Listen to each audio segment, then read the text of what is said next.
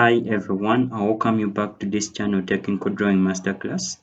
So today we are going to look at orthographic projection. So it's from this object that we are going to generate our first angle orthographic views. So in first angle orthographic projection, the plan is ever down, then the front is ever at this position, then the end is ever this side. So right here we have the isometric block. So we are going to start drawing the plan. So for the plan, we look at this isometric block from the top view. Imagine you are looking at this object from the top. These are the views that you'll be seeing. You'll be seeing this, then you won't be seeing these isometric circles. Then you also be seeing these slanting surfaces. Then also you'll be seeing this top surface. So let me show you exactly how you can come up with the plan. So I'm going to draw here a rectangle whose dimensions are 60 by 100. So the 60 is composed of these dimensions, then the 100 is composed by this 80 and the radius of this diameter 40. So after that, I'll move this rectangle up to that point. Then after that, I'll highlight it, then I explode it such that it can be easily for me to offset it. So next, I'll click at this line, then I'll offset it at a distance of 10. Then I'll do the same thing this side. So right here, I'll offset 10, then still I'll offset 20, then I'll offset 30,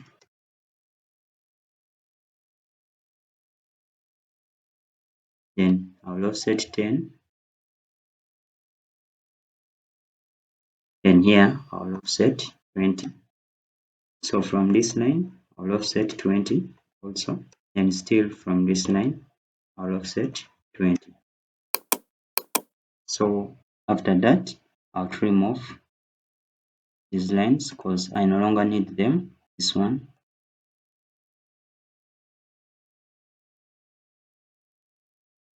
Then I'll delete off those lines. Then also I'll trim off that one.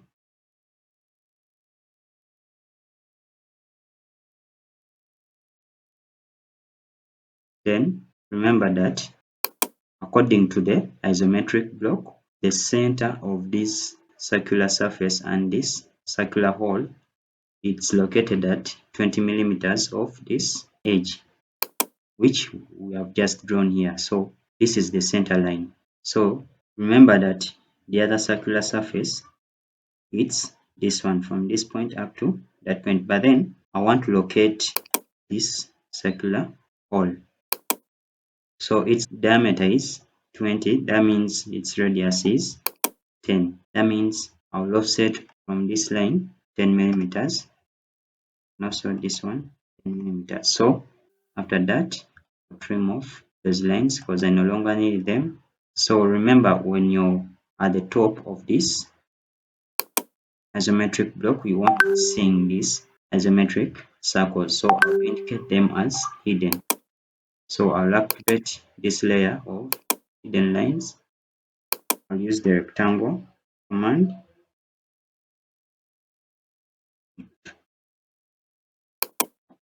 Indicate the circles as hidden. So next, we are going to draw the front elevation. So for the front elevation, you imagine yourself standing at this point here and you're viewing this isometric block from this direction. So you will be seeing these surfaces and this one. I'd forgotten to trim off that part because according to the plan, it's not part of the isometric block. So I'll first highlight my layer for projection lines. I'll click at the line command, then I'll project vertical lines up.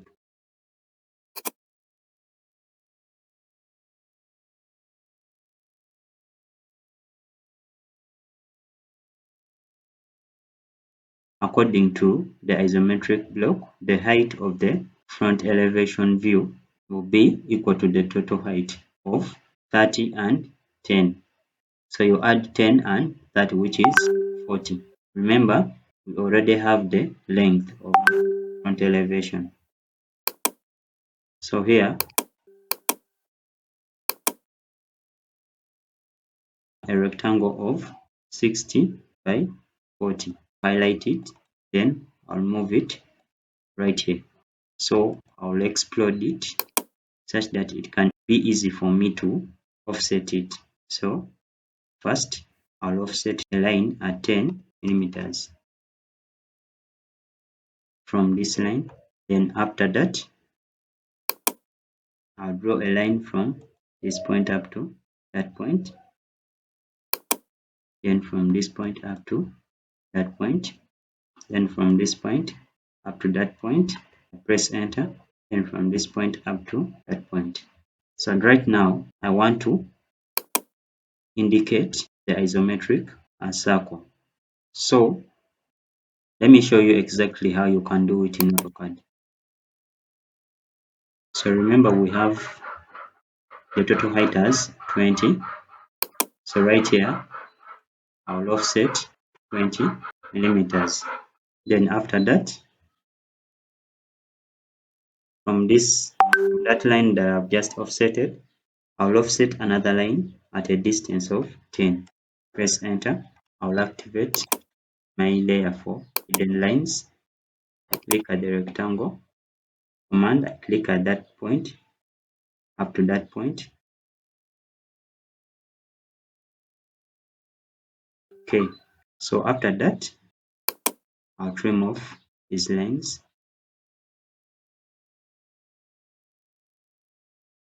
Okay, still I'm going to use projection lines.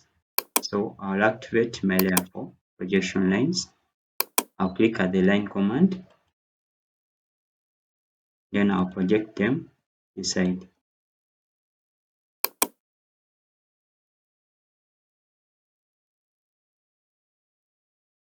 I've maintained this middle line such that it can help me draw this circular outer surface, then also these circular holes. That's the reason as to why I've maintained it. But then after drawing my end elevation, I'll have to delete it because it will be of no use.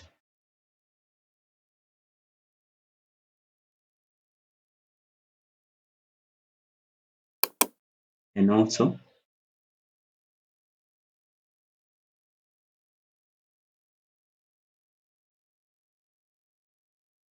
then I'll just copy it to these other points.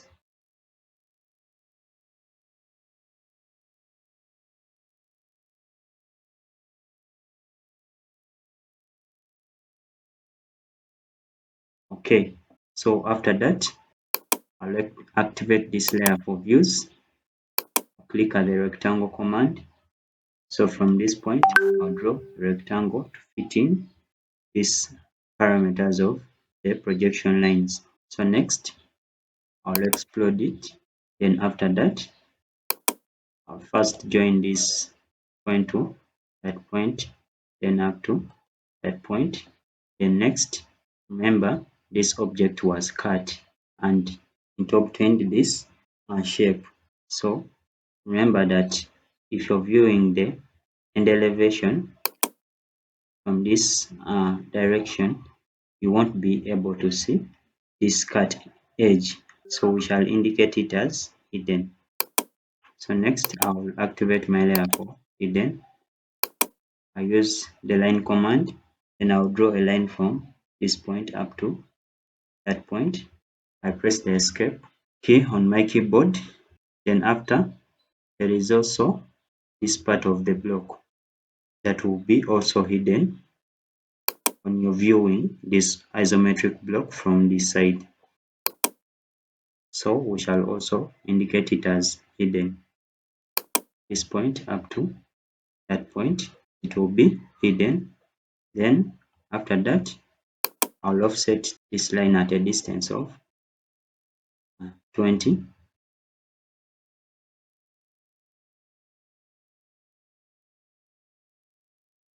Then I'll use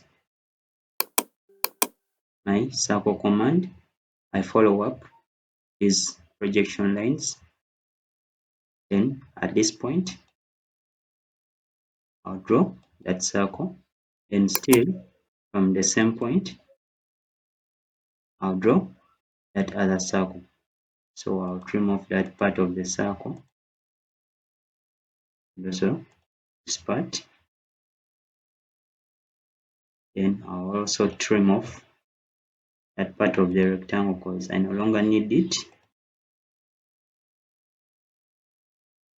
for the end elevation. Then also trim off that one and also that one. So you find that we are soon coming to the end of this video. So according to the isometric block, I think we have already obtained the end elevation. So what we are left with is to indicate the dimensions. But then first remove this line because I no longer need it. And also that one because I no longer need it. Then I'll trim off those projection lines that have exceeded because I want to make my drawing a little bit uniform such that you can understand it very well.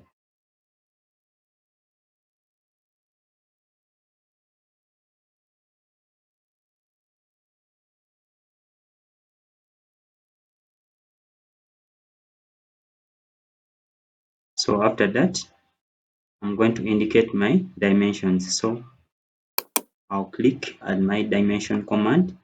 Then at this point, I'm going to be a little bit faster. Okay.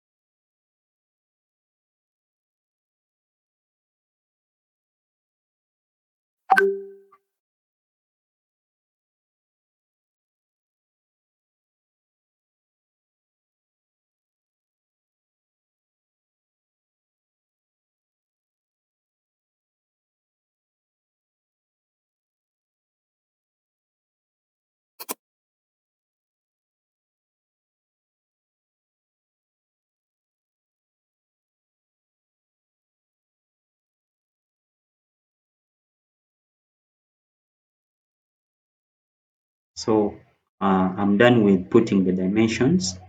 So I hope you were following. So after that, I'm going to label these views. So I'll use the text command. So I'll first highlight my layer for text. So right here, I'll put in there.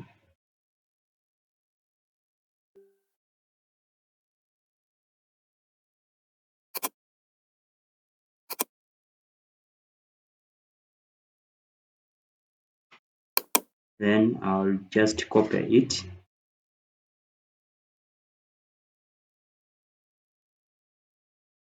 These other views.